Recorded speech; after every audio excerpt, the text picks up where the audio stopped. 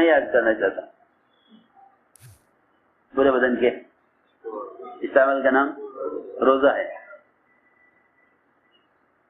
ہم صرف اتنا جانتے ہیں کہ کھانے پینے سے روزہ ٹوٹ جاتا ہے، حالانکہ ہمیں نہیں معلوم کہ اس انسان کے جسم کے اعضاء کا جو مجموعہ ہے اس میں ایک چھوٹا سا عضو اگر غلط استعمال ہو تو اس کا باقی اعضاء پر کیا اثر پڑے گا. باقی اعضاء پر کیا اثر پڑے گا، اس کو میں سمجھانا چاہتا تھا. یا صفیہ نے جب آنکھ سے اشارہ کیا ایک دوسرے کی طرف تو آپ نے فرمایا تم سب کلی کرو کیونکہ تم نے صفیہ کی زبان سے غیبت کی ہے. جو بات تم زبان سے کہنا چاہتی تھی کہ صفیہ جھوٹی ہے، وہ بات تم نے آنکھ کے اشارے سے کر لی آپس میں، تو تم نے صفیہ کی غیبت کی ہے. ایک روایت میں فرمایا الفظی الفظی الفظی الفظی، جلدی تھوک جلدی تھوک، جلدی جلدی تھوک، تیرے تھوک میں گوشت نکلے گا، تیرے تھوک میں گوشت نکلے گا. کیونکہ حضور اکرم صلی اللہ علیہ وسلم نے جو گناہوں پر وعیدیں، حکم بگڑنے پر جو وعیدیں بیان کی ہیں نا، وہ وعیدیں آپ نے خیالی اور مثالیں جو بیان کی ہیں وہ خیالی نہیں بلکہ حقیقی ہیں. لوگ کہتے ہیں کہ غیبت کرنا ایسا ہے جیسا اپنے بھائی کا گوشت کھانا، ایسا جیسا کر کے لوگوں نے ان کو ایک خیالی مثالیں بنا دیا. کیا بنا دیا؟ ان کو بنا دیا خیالی مثالیں. یہ خیالی مثالیں ہیں. حضور اکرم صلی اللہ علیہ وسلم نے روزہ رکھوایا، سارے مدینے والوں سے روزہ رکھوایا تاکہ 100% مسلمانوں کو یہ معلوم ہو جائے کہ روزے میں اگر ایک لفظ بھی غیبت کا زبان پر آ گیا تو روزہ ایسے ختم ہو گیا جیسے کوئی کھانا کھا کر روزہ توڑ دے. کیونکہ جب عمل کا اجر ختم ہو گیا تو پھر یہ فاقہ رہ گیا، روزہ نہیں رہا.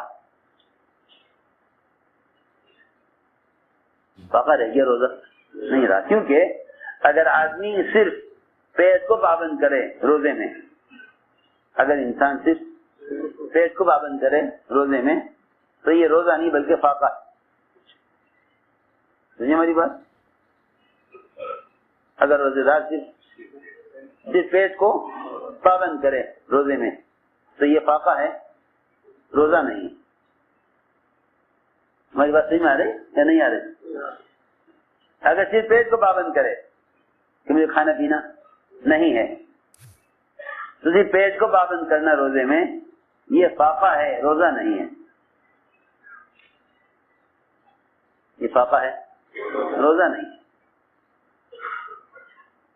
یہ فاقہ ہے، روزہ نہیں ہے. کیونکہ میں نے عرض کیا روزے کا حکم پورے بدن کے لیے ہے. روزے کا حکم پورے بدن کے لیے ہے. جس طرح نماز ایک حکم ہے مگر سارے اعضاء سے متعلق ہے.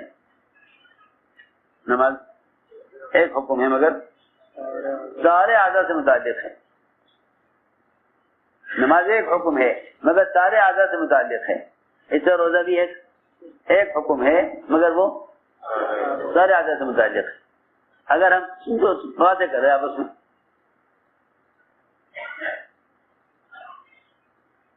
اگر ہم خیال کریں کہ کھانے پینے سے بعد رہنا روزہ ہے تو پھر یہ پیٹ کا روزہ ہوا، باقی اعضاء کا روزہ نہیں ہوا. اس کو فاقہ کہا جائے گا، روزہ نہیں کہا جائے گا.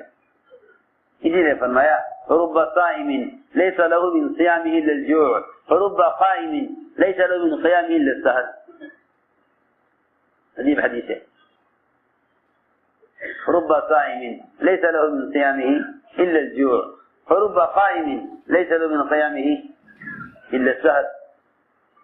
بہت سے ایسے روزے دار ہیں کہ ان کے روزے کی حیثیت اللہ کے نزدیک فاقے سے کم نہیں ہے، فاقہ ہے، ان کا روزہ فاقے سے زیادہ نہیں ہے۔ ڈاکٹر کہہ دیتے ہیں آپ کا علاج ہوا ہے، آپ 24 گھنٹے تک کچھ نہیں کھائیں گے، پیٹ کے آپریشن ہوتے ہیں نا لوگوں کے، جیسے آپ کو 24 گھنٹے کچھ نہیں کھانا، بالکل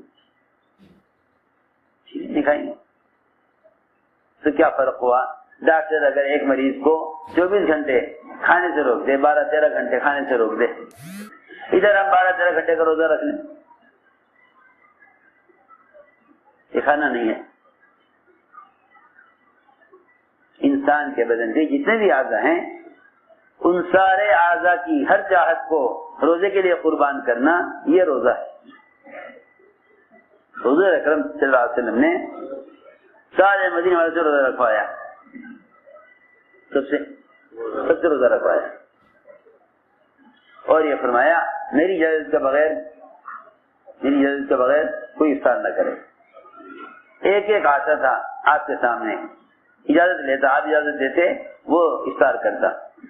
ایک نے آ کر کہا کہ 2 لڑکیاں ہیں، آپ کے پاس آنے سے شرما رہی ہیں اور صبح سے روزے سے ہیں، اس وقت حالت ان کی خراب ہے، اگر اور تاخیر ہوئی تو ایسا نہ ہو کہ وہ پیاس کی شدت سے جان دے دیں، مرنے والی ہیں بالکل، آپ اجازت دے دیجیے کہ وہ روزہ رکھیں، وہ افطار کر لیں۔ آپ نے فرمایا ان کو یہاں لے کر آؤ۔ کیا شرماتی ہیں آپ کے پاس آنے سے شرماتی ہیں، اور صحیح بات ہے کہ جو آدمی عمل کو بگاڑ لے گا وہ اللہ کے یہاں عمل پیش کرنے سے شرمائے گا۔ اس نے کہا آ کر کہ جی وہ تو آنے سے شرماتی ہیں، فرمایا نہیں، لے کر آؤ ان کو۔ روایت میں ہے حضور اکرم صلی اللہ علیہ وسلم نے دونوں سے کہا کہ اس پیالے میں قے کرو، پیالے میں قے کرو۔ ایک نے قے کی تو اس کی قے میں انسان کا تازہ گوشت کچا، جبکہ سوائے درندے کے کچا گوشت انسان کوئی نہیں کھا سکتا، کچا گوشت انسان کا لحم العبید روایت میں ہے، تازہ کچا گوشت وہ قے میں نکلا، پیالہ آدھا ہو گیا۔ دوسری جگہ تو بھی قے کر، اس نے بھی قے کی، پورا پیالہ ان کی قے سے تازے کچے گوشت سے بھر گیا، تازے کچے، سب صحابہ کو دکھلایا یہ دیکھو یہ کچا تازہ گوشت ہے، تاکہ آئندہ کو یہ نہ کہے کہ یہ تو ایک مثال کے طور پر سمجھانے کو کہہ دیا کہ انسان کا یہ مسلمان کی غیبت کرنا ایسا ہے جیسا اس کا گوشت کھانا۔ نہیں، ہم تمہیں حقیقی طور پر، مشاہدے کے طور پر، یقین پر دکھلا دیتے ہیں۔ تو میں نے عرض کیا، آنکھ سے اشارہ کیا حضرت صفیہ کی بات پر ازواج مطہرات نے، کتنی غیبت ہوتی ہے، کتنی غیبت ہوتی ہے صبح سے شام تک۔ شاید پوری دنیا میں کسی مخلوق، کسی جانور کا گوشت اتنا نہیں کھایا جاتا جتنا مسلمان کا گوشت کھاتا ہے۔ یہاں بکرے کا، بھینس کا گوشت 1 کلو کھا لے، 2 کلو کھا لے، پیٹ بھر جائے گا، لیکن غیبت کرنے والوں کو گھنٹے گزر جاتے ہیں غیبت میں، وہ یہ بھول جاتے ہیں کہ ہم حقیقی طور پر گوشت کھا رہے ہیں۔ حضور اکرم صلی اللہ علیہ وسلم نے گوشت دکھلا کر آنکھوں سے بتلا دیا۔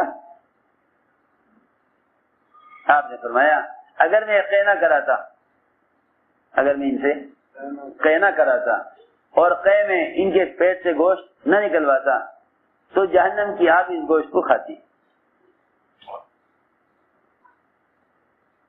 جہنم کی آگ اس گوشت کو کھاتی۔ ساری بات یہ سمجھانے کے لیے عرض کر رہا کہ قیام اور صیام یہ دونوں چیزیں، قیام اور صیام یہ دونوں چیزیں، رات کا یہ عبادت، دن بھر کا روزہ، یہ دونوں چیزیں ایمان اور احتساب کے ساتھ ہیں. ایمان اور احتساب. اللہ اس پر کیا دینے والے ہیں؟ اللہ اس پر کیا دینے والے ہیں؟ سوچو، غور کرو. ایک شخص کا گھر تیار ہو جائے، ایک شخص گھر تیار ہو جائے، سارے کمرے، سارے گھر کا پورا نقشہ تیار ہو جائے، پورا ڈھانچہ تیار ہو جائے. اس کے بعد مزید 1 سال پورا اس گھر کے اندر اس گھر کو مزین کرنے میں 1 سال مزید لگے، 1 سال مزید 1 سال لگے. بتاؤ اس گھر میں داخل ہونے کا کتنا شوق ہوگا.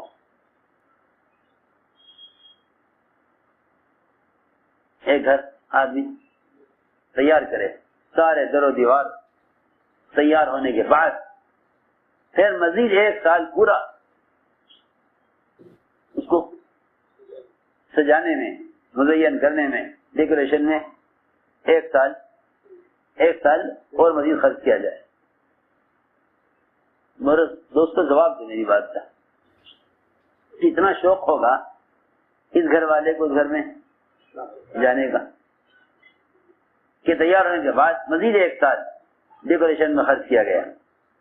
یہ تو ہمارا حال ہے کہ ہم انسانوں سے کہیں کہ ایسا گھر تیار کرو، پھر 1 سال اس گھر کو مزین کرنے میں خرچ کرو. کتنا شوق ہوگا اس گھر کو دیکھنے کا. لیکن اللہ رب العزت 1 سال خود روزے دار کی جنت کو مزین کرنے میں صرف کرتے ہیں، جہاں اللہ تعالی کے ایک امر سے پر جھپکنے کے بقدر اتنی دیر میں ایک مومن کی جنت مزین ہو سکتی ہے. ایک مومن کی جنت کو ایک اشارے سے اللہ تعالیٰ سجا سکتے ہیں، تیار کر سکتے ہیں. اور کتنا مزین کر سکتے ہیں؟ اس کے لیے ایک پورا سال رمضان کے انتظار میں روزگار کے لیے جنت کو مزین کیا جاتا ہے. پورا سال. بتاؤ تو پھر رمضان میں کے داخل ہونے کا کتنا شوق ہونا چاہیے. 1 سال سے جس کام کے لیے کرنے والے کے لیے جنت کو مزین کیا جا رہا ہو، اس کا کتنا شوق ہونا چاہیے. اس کا کتنا شوق ہونا چاہیے کہ پورے سال جنت کو سجایا جاتا ہے.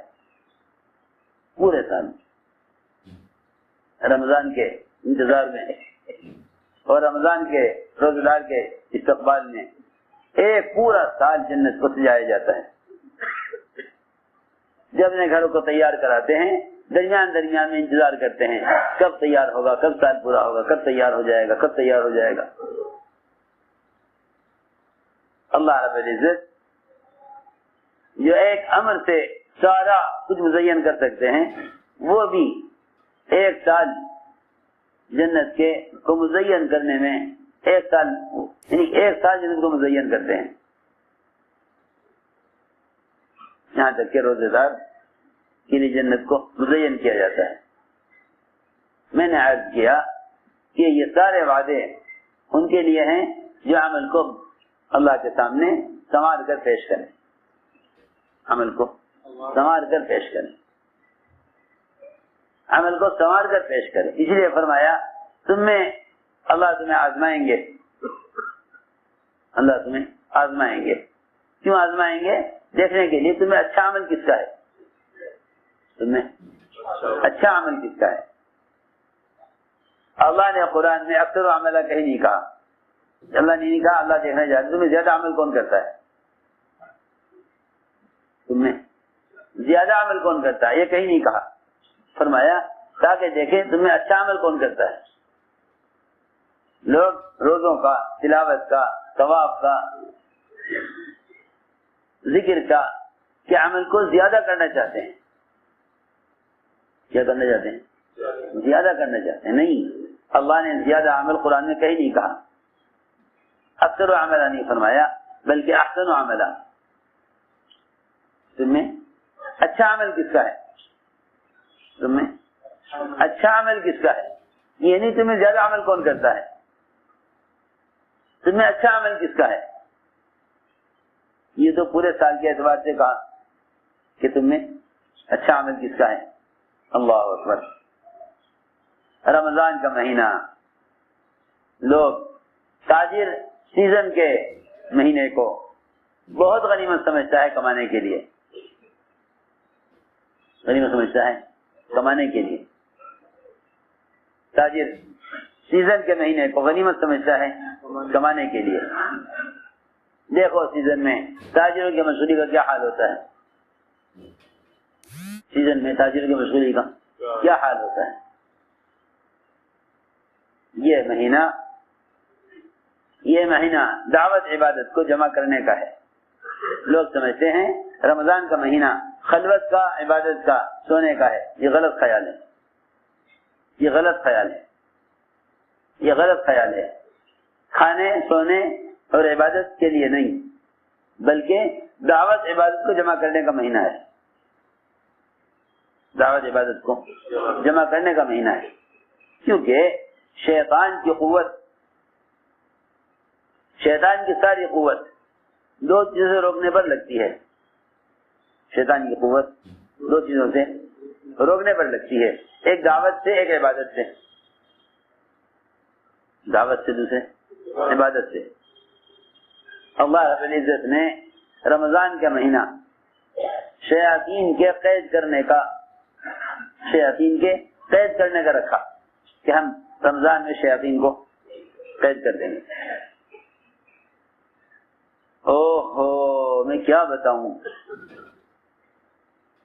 رمضان میں شیاطین کو قید کرنے کی حکمت کیا ہے. تو میری بات دھیان سے سننا، رمضان میں شیاطین کو قید کرنے کی حکمت کیا ہے. اللہ تعالی انسان مسلمانوں کے اس عذر کو ختم کر کے دکھانا چاہتے ہیں کہ کوئی یہ کہے کہ میں تو گناہ سے بچنا چاہتا تھا مگر شیطان نے مجھے گناہ میں مبتلا کر دیا. میں تو نیکی کے کام، عبادت کے، تلاوت کے، ذکر کے، اللہ کے راستے میں نکلنے کے اعمال کرنا چاہتا تھا مگر کیا کروں، شیطان عمل نہیں کرنے دیتا.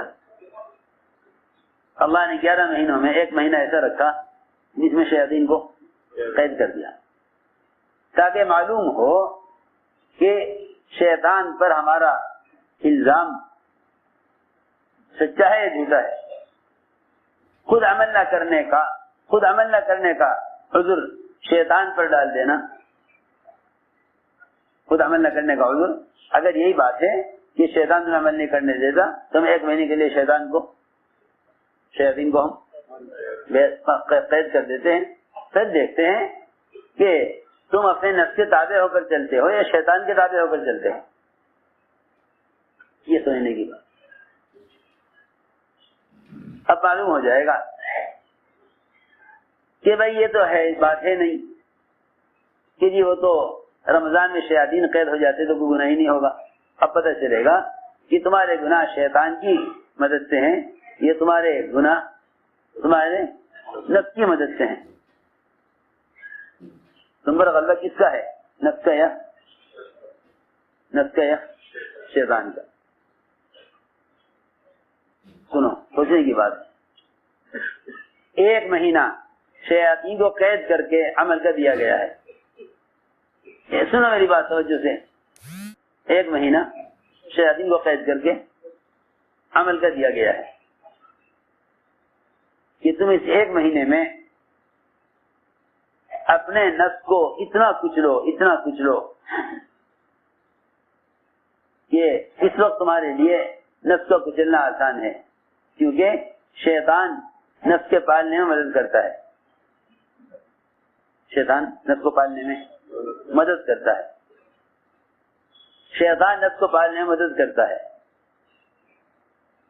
اس لیے روزے کا حکم دیا روزے کا حکم دیا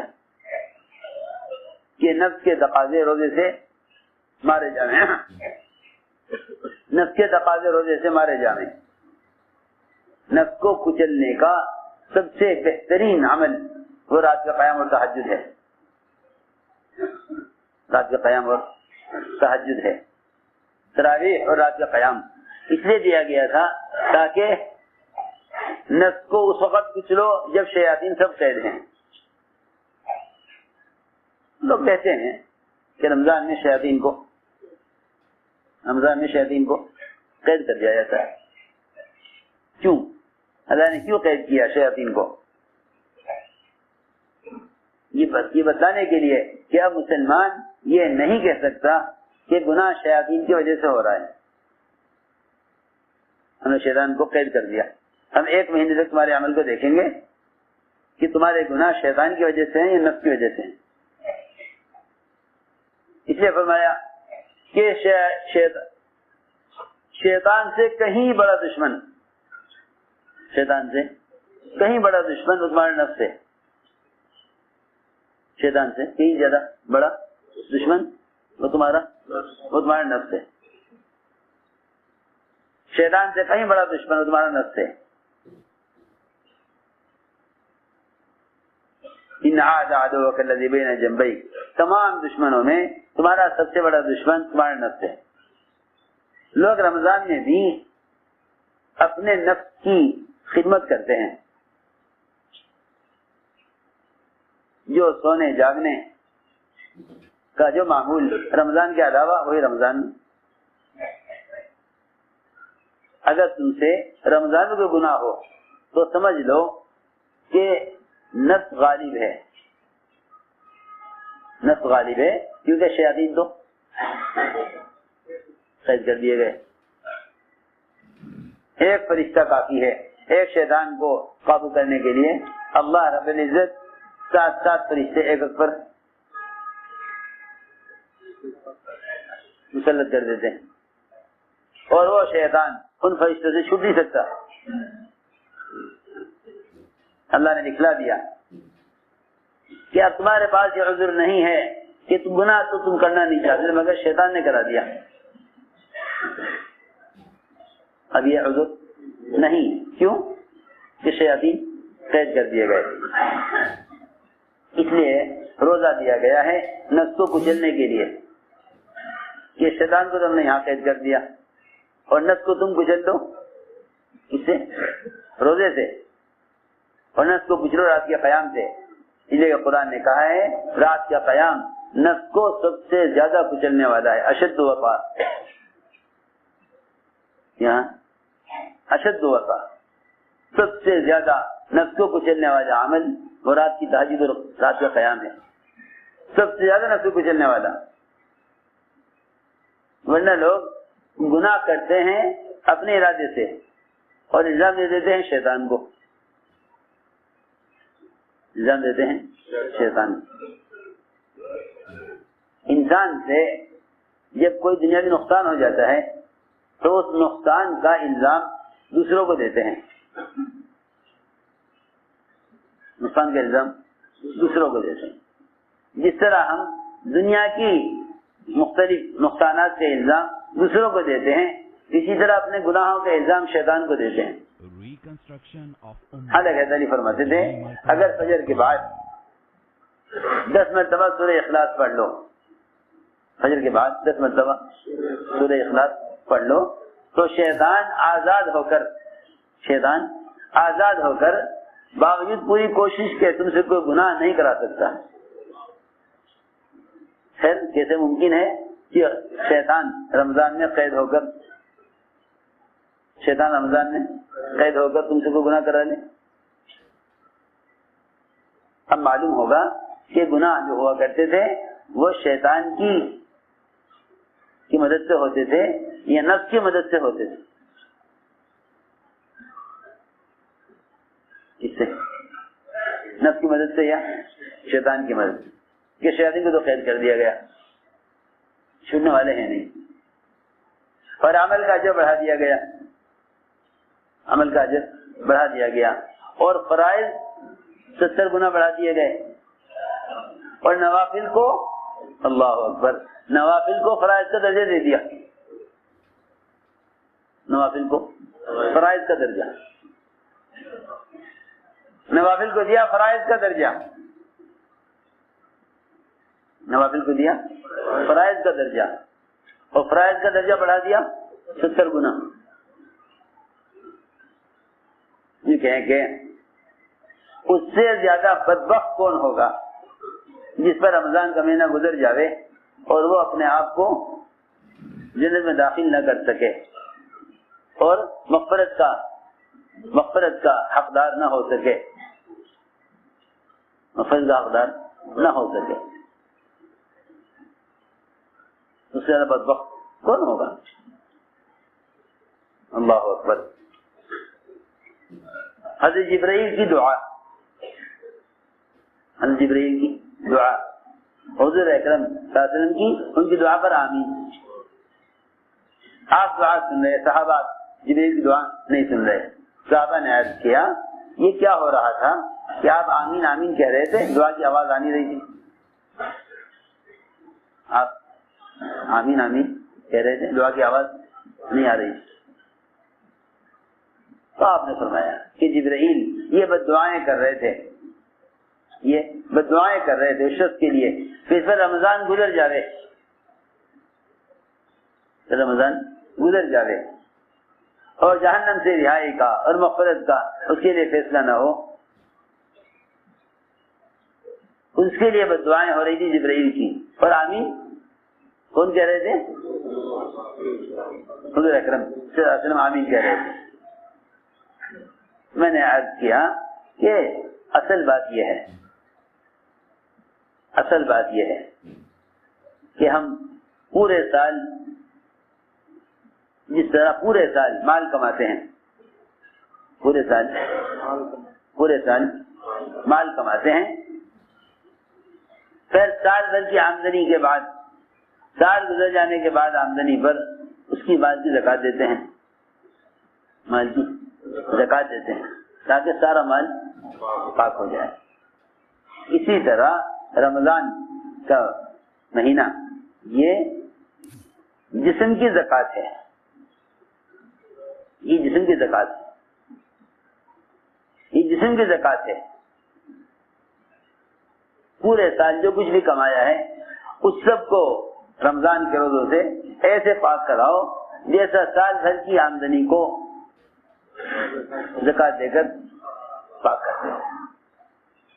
یہ جسم کی زکات ہے, جسم کی زکات ہے, یہ جسم کی زکات ہے. جیسے زکات دینا مال کو پاک کرنے کے لیے زکات ہے, اسے روزہ رکھنا جسم کو پاک کرنے کے لیے زکات ہے. انسان اپنے اعضاء سے نیکی بھی کماتا ہے, اپنے اعضاء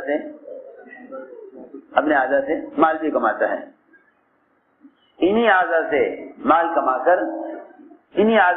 کما کر سال بھر کے بعد زکات دیتا ہے مال کی.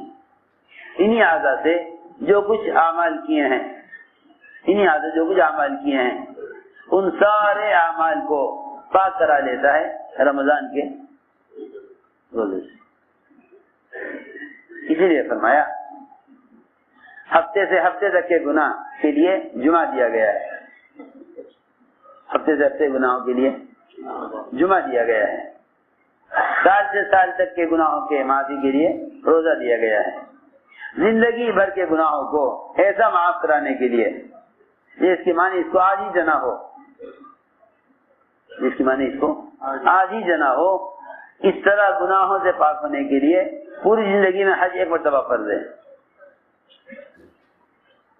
زندگی میں حج ایک مرتبہ فرض ہے کہ حج زندگی بھر کے گناہوں سے پاک ہونے کے لیے, روزہ سال بھر کے گناہوں سے پاک ہونے کے لیے, اور جمعہ ہفتے بھر کے گناہوں سے پاک ہونے کے لیے. سوچو ایک آدمی اگر 2 دن غسل نہ کرے تو اس کی حالت کیا ہوتی ہے؟ آپ دیکھیں گے عام طور سے غیر مسلموں میں روزانہ نہانے کا معمول ہے, اشنان لیتے ہیں وہ, اور اسے عبادت سمجھتے ہیں. جانوروں کا بھی معمول روزانہ نہانے کا ہے. سارے پرندے چرندے کوشش کرتے ہیں روزانہ ایک مرتبہ ان کے بدن سے پانی گزر جائے. سوچنے کی بات. جب جسم کے اعتبار سے اپنے میل کچیل کو دور کرنے کے لیے روزانہ نہائے بغیر تسلی نہیں ہوتی، تو بتاؤ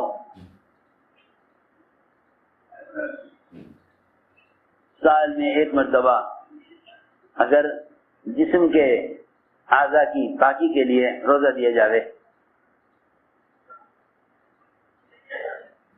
تو آدمی ایک سال میں نہاوے، ایک سال میں نہاوے. کہاں روزانہ غسل کرنا، کہاں روزانہ غسل کرنا، کہاں ایک سال میں غسل کرنا. کتنا میل ہوگا اس کے بدن پر. جو کپڑا جتنی تاخیر سے دھویا جاتا ہے وہ بھی اتنی محنت سے دھویا جاتا ہے. میری بات سمجھے، جو کپڑا جتنی تاخیر سے دھویا جاتا ہے وہ اتنی محنت سے. سوچنے کی بات. آپ نے کرتا پہنا، شام کو اتار دیا، پسینہ آ گیا. آپ نے سجا کر کپڑا تو صبح پہنا تھا، ایک پانی میں نکال کے سکھا لو، صاف ہو جائے گا. کیوں بھائی، ایسا ہی ہے نا. لیکن جو کپڑا جتنی تاخیر سے دھلے گا وہ اتنی زیادہ محنت سے دھلے گا. آپ جمعہ سے جمعہ کرتا اتاریں تو وہ دھوبی زیادہ محنت سے دھوئے گا. اس پہ سالن کے دھبے، اس پر مختلف قسم کے داغ لگے ہوئے ہوں گے، اس سے زیادہ محنت سے دھویا جائے گا. جو کپڑا صبح پہن کے شام کو اتار دیا اس سے زیادہ محنت کی ضرورت نہیں ہے. اس لیے فرمایا کہ روزے رکھتے رکھتے رکھتے رکھتے رمضان میں داخل ہوا کرو. روزے رکھتے رکھتے رمضان میں داخل. حضور اکرم صلی اللہ علیہ وسلم سب سے زیادہ روزے شعبان میں رکھتے. رمضان کے علاوہ جو زیادہ روزے رکھتے آپ شعبان میں. سارا ہی شعبان آپ کا روزوں کو گزرتا تھا تاکہ شعبان کے روزوں سے رمضان کے روزوں کا استقبال ہو. جس عمل کا یہ کہیں کہ جس آنے والے مہمان کا استقبال اس کی چاہت کی چیز سے نہ ہو، اس مہمان کی بے اکرامی ہوتی ہے. رمضان روزے لے کر آ رہا ہے. آپ جانتے ہیں آپ اپنے گھر میں آنے والے مہمان سے پہلے ہی فون کر کے پوچھ لیتے ہیں کہ آپ کا کھانے میں ناشتے میں کیا لینے کا معمول ہے، تاکہ آپ آنے سے پہلے اس کا انتظام ہو. آپ فلاں وقت پہنچیں گے، کھانے میں کیا لیں گے، آپ کے لیے آپ کے آنے سے پہلے انتظام کرنا پڑے گا. ایسے تو ہے نہیں کہ مہمان آ گیا آپ پوچھیں کہ آپ کیا کھائیں گے. کیوں بھائی، پہنچنے سے پہلے معلوم کیا جاتا ہے کہ آپ کا ناشتے میں کیا معمول ہے، کھانے میں کیا معمول ہے. اگر رمضان کے معمولات کا انتظام رمضان کے آنے سے پہلے نہیں ہے تو یہ مہمان آ کر پریشان ہوگا. آپ کا جو انتظام ہے وہ اس کی مزاج کے خلاف ہے، اس کی مزاج کے بالکل خلاف ہے. جس طرح نماز سے پہلے 2 رکعت تحیۃ المسجد یا تحیۃ الصلاۃ، یہ 2 رکعت فرض سے پہلے اللہ کے سامنے پیش ہونے کے لیے تیار ہونے کے واسطے 2 رکعت نماز پہلے پڑھ لو. اسی طرح تحیۃ الصیام بھی ہے، جس طرح تحیۃ الصلاۃ ہے. اسی طرح کیا ہے تحیۃ الصیام،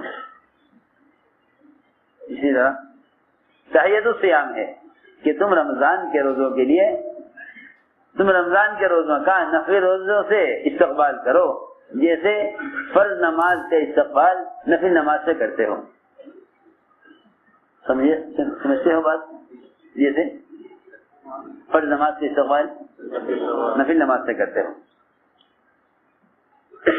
جس طرح فرض نماز کا استقبال نفل نماز سے کرتے ہو ایسے فرض روزوں کا استقبال. کیونکہ جو نوافل کا اہتمام نہیں کرتے نماز میں، جو نوافل کا اہتمام نہیں کرتے نماز میں، ان پر فرائض بوجھ ہوتے ہیں، فرائض ان پر بوجھ ہوتے ہیں،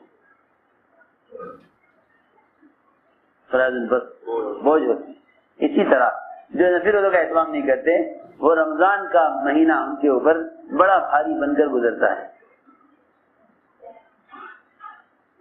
بڑا بھاری بن کر گزرتا ہے۔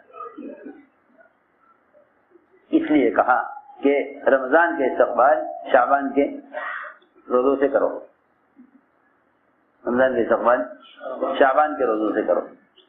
حضور اکرم صلی اللہ علیہ وسلم سب سے زیادہ روزے شعبان میں رکھتے تھے۔ پوچھا بھی گیا آپ سے، آپ فرمایا کہ رمضان کی تعظیم میں شعبان کے روزے رکھتا ہوں، رمضان کی تعظیم میں کہ رمضان آ رہا، کیا بتاؤں، اللہ اکبر۔ لوگ سمجھتے ہیں کہ یہ تو ہر سال آتا ہے، رمضان تو ہر سال آتا ہے۔ ایک عجیب بات بتاؤں آپ کو، وہ نماز کا فریضہ جسے روزانہ 5 مرتبہ ادا کرنا ہے، فجر سے لے کر عشاء تک، فجر سے لے کر عشاء تک، وہ نماز جس کو 5 مرتبہ ادا کرنا ہے، اس کو 5 مرتبہ ادا کرنا ہے، اس کے لیے حکم آیا ہے حدیث میں کہ ہر نماز ایسے پڑھو کہ مجھے ابھی نماز نہیں ملے گی۔ آپ غور کریں بات پر، جو نماز روزانہ 5 مرتبہ پڑھنی ہے، ہر 2 نمازوں کے درمیان چند گھنٹے کا فاصلہ ہے، ہر 2 نمازوں کے درمیان چند گھنٹوں کا فاصلہ ہے، ہر 2 نمازوں کے درمیان چند گھنٹوں کا فاصلہ ہے۔ فرمایا حدیث میں نماز ایسے پڑھو گویا میری آخری نماز ہے، یعنی اتنا سنوارو کہ شاید آخری نماز ملے گی، نماز نہیں ملے گی۔ تو جن نمازوں کے درمیان چند گھنٹے کا فاصلہ ہے، جب انہیں اس طرح پڑھنے کا حکم ہے کہ اس کے بعد مجھے نماز نہ مل سکے گی، اسے ایسا پڑھنا چاہیے، تو جو روزہ 11 مہینوں کے فاصلے کے بعد آئے اس میں کتنا اہتمام کرنا چاہیے؟ نہیں سمجھے بات؟ سوچتی ہوں بھائی ماسٹر صاحب، پھر چانس نہیں ہے، لوگ کہتے ہیں نا یہ اگر نکل گیا نا موقع، پھر چانس نہیں، آگے پتہ نہیں کب آئے گا۔ دنیا کے بارے میں کوئی آخری ٹرین ہو، آخری بس نکل رہی ہو، تمہیں اپنے وطن جانا ہے، اللہ اکبر، کیسے اٹھو گے، کیسے دوڑو گے اسٹیشن؟ آخری بس ہے، اس بس نہیں ہے، اس کے بعد اور کوئی ٹرین نہیں ہے، کون اٹھا دے گا؟ کون اٹھا دے گا؟ کہ خود آپ کو لے گی، نیند ہی نہیں آنے کی۔ سوچنے کی بات ہے، جن 2 نمازوں کے درمیان چند گھنٹے کا فاصلہ ہے، اسے فرمایا حدیث میں کہ نماز ایسے پڑھو گویا تمہاری یہ آخری نماز ہے، اب تمہیں اس کے بعد نماز نہیں ملے گی۔ سوچنے کی بات ہے، جن 2 رمضان کے درمیان کتنے مہینے کا فاصلہ؟ 11 مہینے کا فاصلہ، اس سے لوگ نماز سے بھی زیادہ غفلت سے گزار دیتے ہیں۔ جو نماز 5 مرتبہ پڑھنی نہیں رکھ لیں گے، آ جائے گا رمضان، گزر جائے گا۔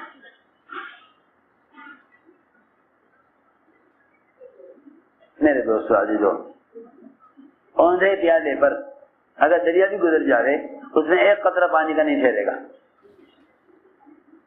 اوندھے پیالے پر اگر دریا بھی گزر جائے، اوندھے پیالے پر اگر دریا بھی گزر جائے اس میں ایک قطرہ پانی کا نہیں ٹھہرے گا، ایک قطرہ بھی پانی کا۔ اور اگر سیدھا برتن آپ رات کو ٹوٹی کے نیچے رکھ دیں اپنے بیت الخلا میں، ایک قطرہ اس میں سے ٹپکتا ہو ٹوٹی میں سے، صبح آپ کو لوٹا بھرا ہوا مل جائے گا نا۔ اور اگر برتن ہوتا ہے تو اس سے کیا گزر جائے؟ دریا گزر جائے اس کے اوپر سے، آپ برتن اٹھائیں گے آپ کو برتن خالی ملے گا. اس لیے میں نے عرض کیا کہ اللہ رب العزت ہر عمل میں اپنے بندے کی انابت اور طلب کو دیکھتے ہیں. انابت اور طلب کو دیکھتے ہیں کہ اس میں انابت کتنی ہے, اس میں طلب کتنی ہے. اس لیے فرمایا کہ رمضان کا مہینہ یہ اللہ تعالیٰ سے 11 مہینے اس طرح گزارنے کے لیے یہ مہینہ آیا ہے کہ تم 11 مہینے کیسے گزارنا چاہتے ہو. جیسے 11 مہینے گزارنا چاہتے ہو ایسے مہینہ گزار دو, ایسے ہی مہینہ گزار 11 مہینے جیسے گزارنا چاہتے ہو.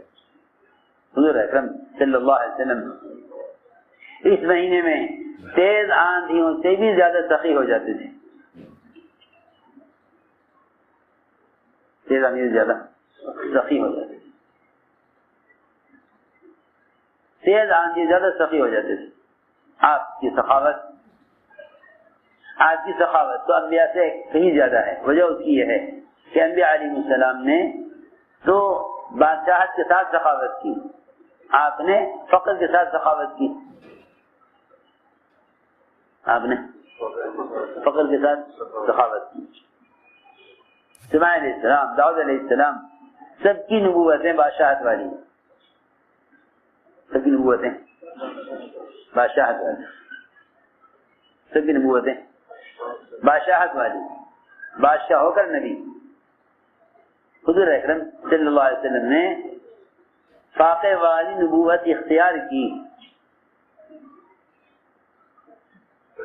اللہ نے فرمایا کہ مکے کے پہاڑ اور تہامہ کی وادیاں وہ آپ کے ساتھ سونا چاندی بن کر ساتھ چلتی.